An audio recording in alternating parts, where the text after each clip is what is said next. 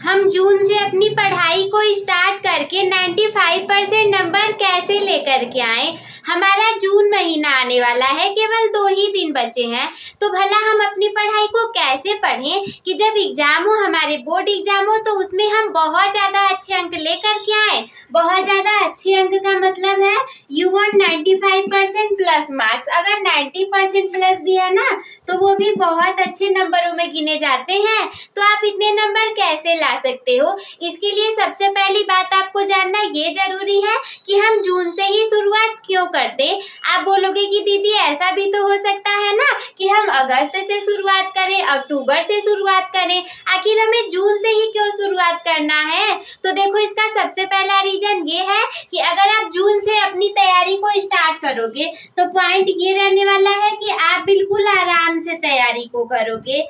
आप बिल्कुल आराम से तैयारी को कर पाओगे, आराम से तैयारी को कर पाओगे। सोचो, अगर आप आज से पढ़ना स्टार्ट कर देते हो, यानी कि जून से, तो आपके पास जून, जुलाई, अगस्त, सितंबर, अक्टूबर, नवंबर, दिसंबर, जनवरी, फरवरी, लगभग इतना हम पूरा लेके चलते हैं, लगभग 9 महीने का समय आपके पास रहेगा। अगर कोई बच्चा अक्टूबर से स्टार्ट कर रहा है तो उसके पास अक्टूबर, नवंबर, दिसंबर, जनवरी, फरवरी, केवल 5 महीने रहेंगे।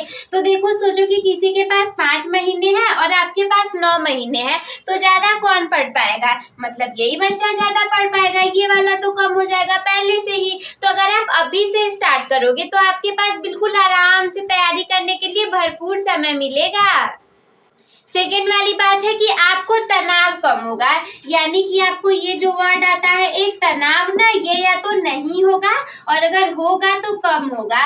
रीजन ये है कि अगर कोई बच्चा आपसे देर को शुरू करता है तो उसे चिंता रहेगी, अरे मुझे ये भी पढ़ना है, वो भी पढ़ना है, मैंने ये नहीं पढ़ा, वो नहीं पढ़ा, ये बाकी है, वो बाकी है, पता नहीं क्या क्या पढ़ ले। लेकिन अगर आप पहले से पढ़ते रहोगे तो आपका आधा सिलेबस कवर हो गया रहेगा, और जिसकी वजह से आपको तनाव बहुत ज़्यादा कम होगा कि अगर देखो हम अभी से पढ़ रहे हैं, हमारा आधा सिलेबस कंप्लीट हो गया, तो हमें तनाव किस बात की, चिंता किस बात की? हमारे पास और समय रहेगा, हम पढ़ भी सकते हैं, रिवीजन भी कर सकते हैं।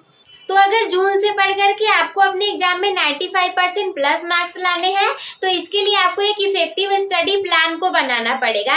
एक ऐसा स्टडी प्लान जो कि केवल प्लान ही ना हो बल्कि वो इफेक्टिव भी हो, यानी इसको फॉलो करने से आपके अच्छे नंबर भी आए। तो सबसे पहली बात आएगी इसमें ये कि आपको अपने सिलेबस को समझना पड़ेगा।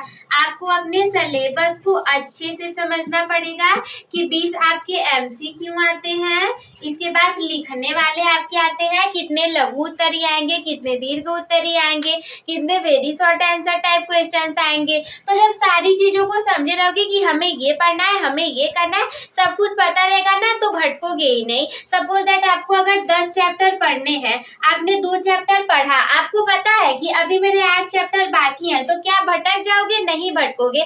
आपको पता रहेगा कि 2 चैप्टर पढ़े हैं, अभी 8 चैप्टर बाकी, यानी कि अभी बहुत पढ़ना है। जिसको पता ही नहीं है कि कौन चैप्टर है, कौन पढ़े हैं, कौन बाकी है, वो क्या करेगा? वो एकदम परेशान में रहेगा, चिंता में रहेगा। बिना पाठ्यक्रम को समझे कैसे अच्छे अंक ला सकते हो आप?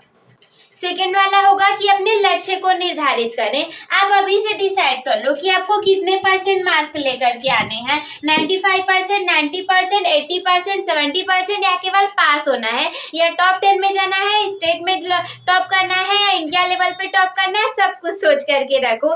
पता है, सोचे रहोगे, लक्ष्य का निर्धारण किए रहोगे तो उसी के अकॉर्डिंग पढ़ाई करोगे। अगर आप सोचोगे ना चलो हमें केवल पास होना है, तब तो तुम कुछ मत करो भाई, बस स्कूल आते जाते रहो, तुम उतने में भी पास हो जाओगे।